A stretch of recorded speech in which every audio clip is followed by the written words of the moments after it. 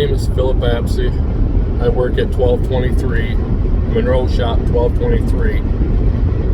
Over the last year, not quite a year, but the last couple of managers I've had to work with, I've caught them lying to me multiple times, lying to customers, lying to my district manager, lying to other managers, cheating customers, telling customers they installed parts that never got installed. With Mike Poirier, I kept telling Willie, hey, this guy's lying, we need to get him out of here. And then we never did really get him out of here at some point in time, but we hired on Todd Sage, who was supposed to take over as manager. And then, of course, if he's the manager, then Mike Poirier is no longer my problem. That's now Todd's problem.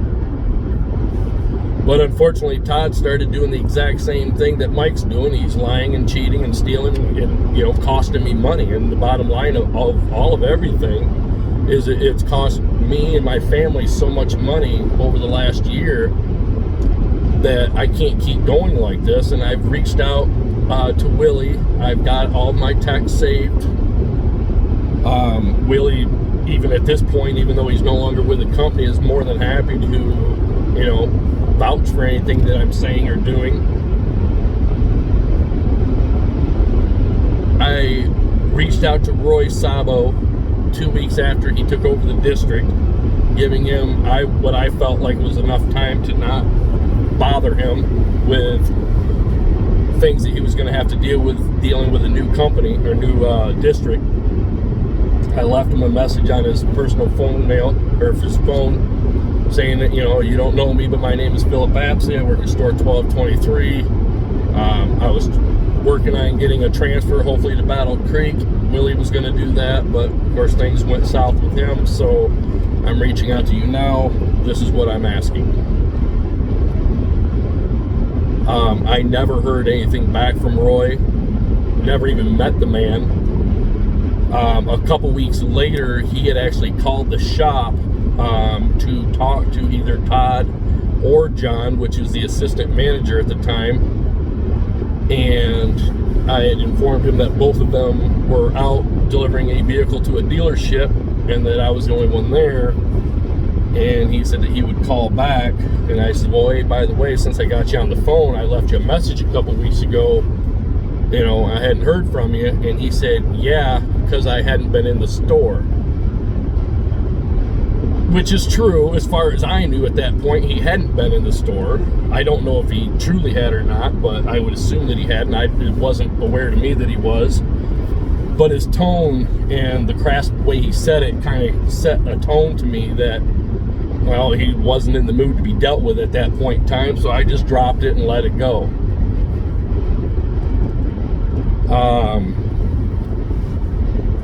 I was starting to deal with issues of Todd Sage, my acting manager, trying to be a mechanic he's not certified in any way, and he kept doing work on cars, and I would find that they were either not done correctly or I would end up having to go through and redo them, which I tried not to do at all because I didn't want my name attached to any of that stuff, but he was still putting things in my name when I wasn't there.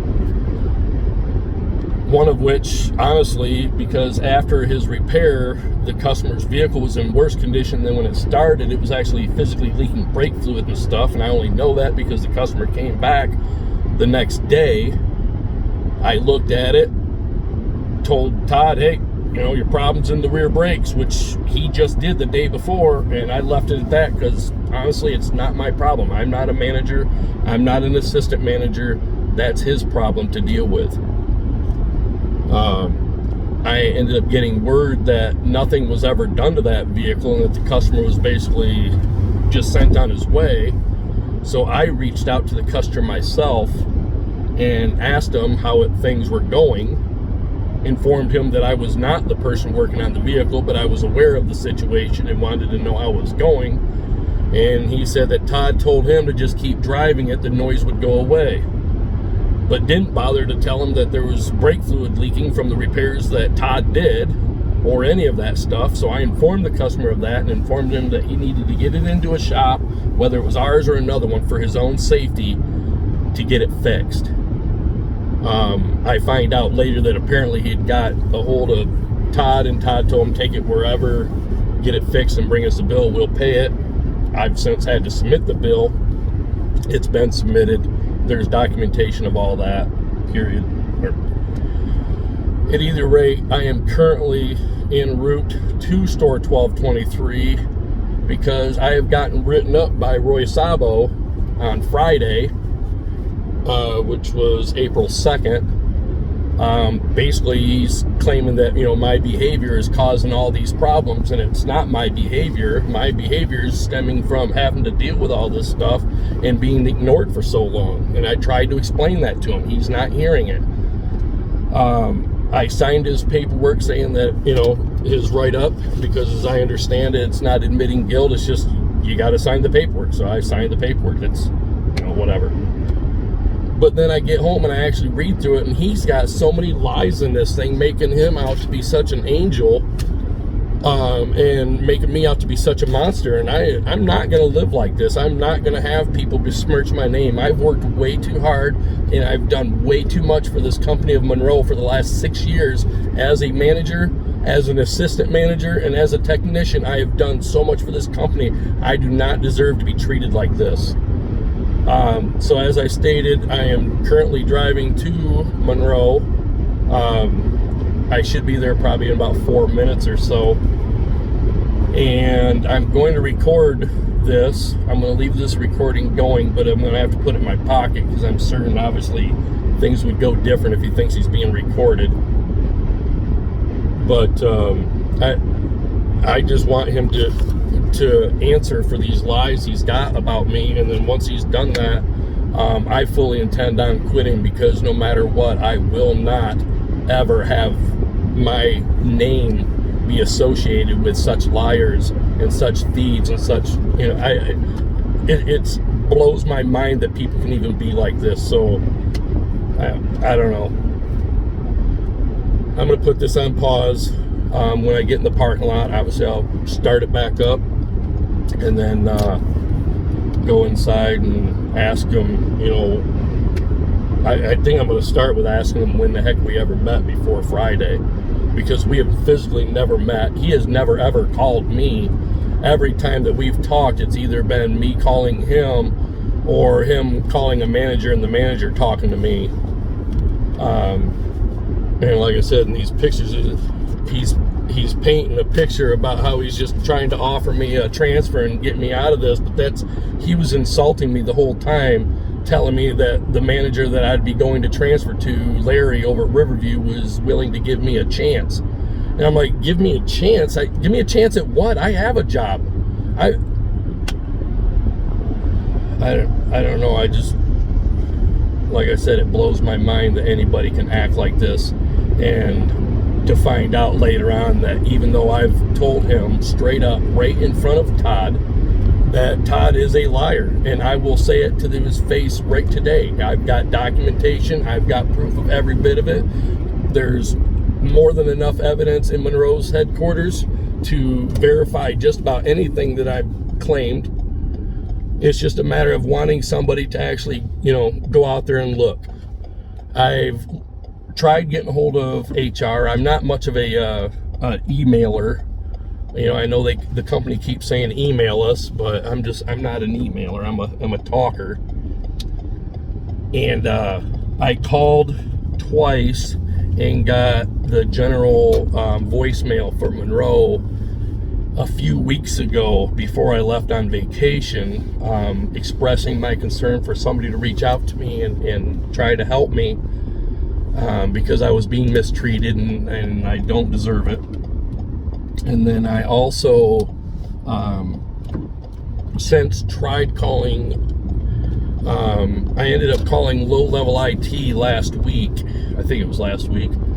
And told him the story, and the guy's like, oh, whoa, I'm just low-level IT. It's, you need to talk to HR. That extension number is 5005. I'll transfer you right over there. Well, he transferred me over, and of course I had to hang up, but I called back. and I left a message. It was like 9:30 in the morning on a Monday, I think it was.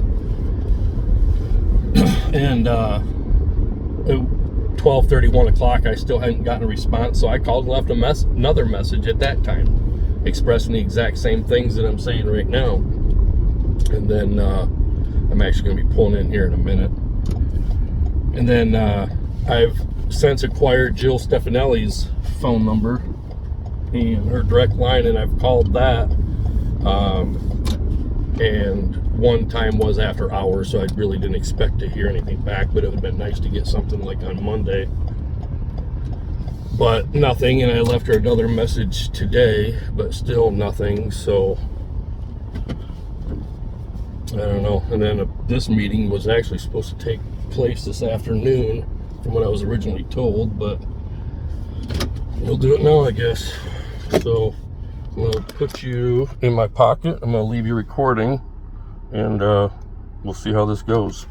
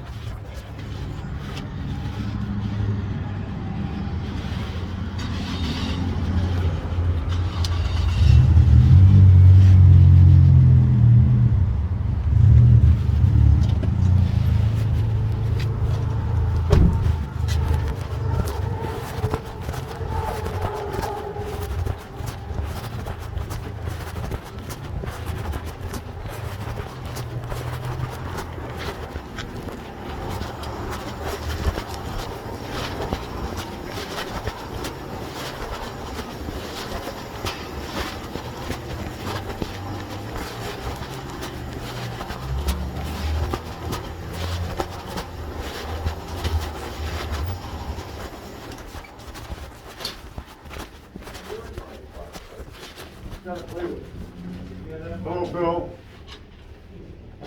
Hello, Phil. Hello, Roy. How you doing? Good. We're about ready to get started here.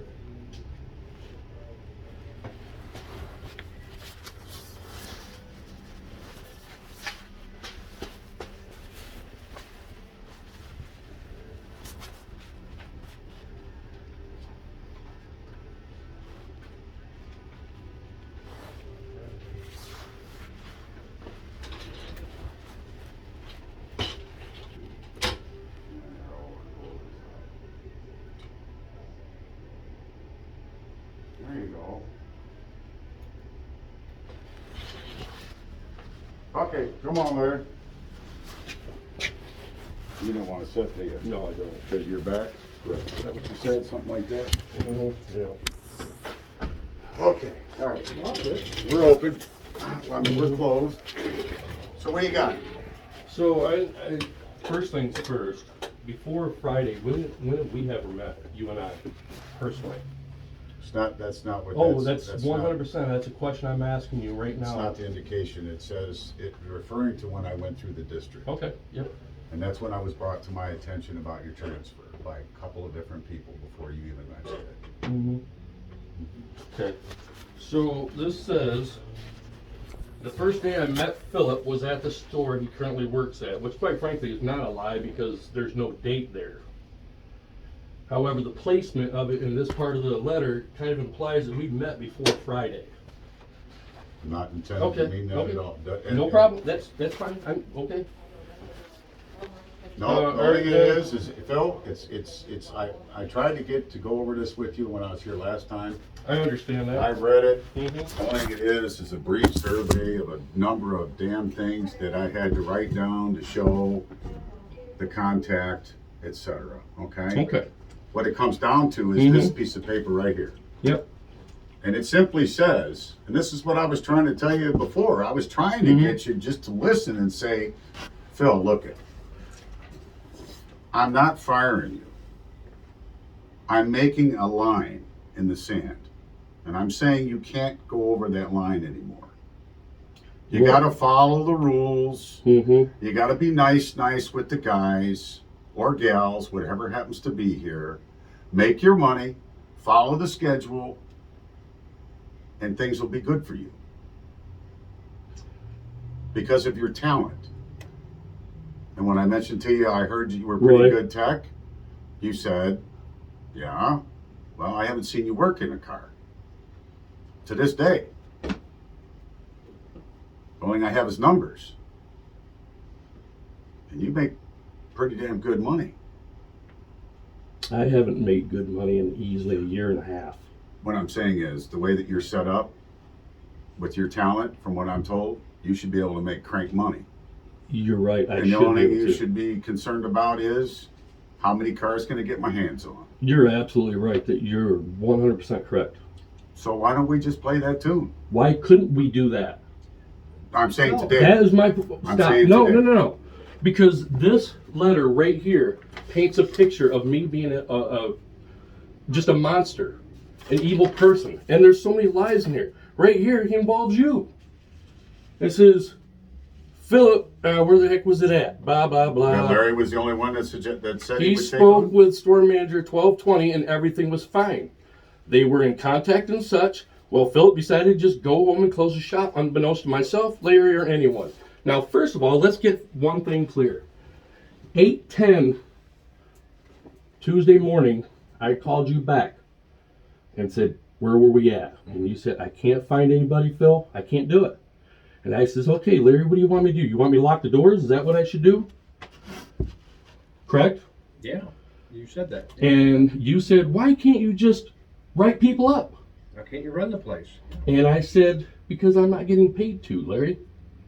And then you said, well, what are you getting paid to do, Philip? Mm-hmm. And I said, I'm getting paid to work on cars. He said, Philip, we're all in a bad position. We're all stuffed in this together. We're just trying to get through it. Do what you gotta do. So at 8:10 in the morning, I made it clear to my manager that things were not okay. It was not okay because I did not want to run the store, but because that's not the type of person I am. And I even told Larry later on that day, I know I told you I was going to lock the doors, but I never did. I didn't. I got a key that I never asked for. I have a code that honestly, that code, I didn't set that up. That's not even a number I would ever even pick. No, Phil, no, you're going to listen. I've sat here and listened to you. Now you're going to listen to this. Actually, now Phil, I came back to him. Actually, you didn't. I didn't. And that's why we're having this second trip. I didn't what? You didn't listen. You didn't have a conversation. We tried that route. Obviously, I'm Larry, sorry. did I call you back at 4 o'clock and tell you that I was leaving? Yeah, you sure did. And did I tell you that I talked to all the customers and the only person left over was Melissa Moore? And I've talked to her and I've made arrangements for her to get her vehicle.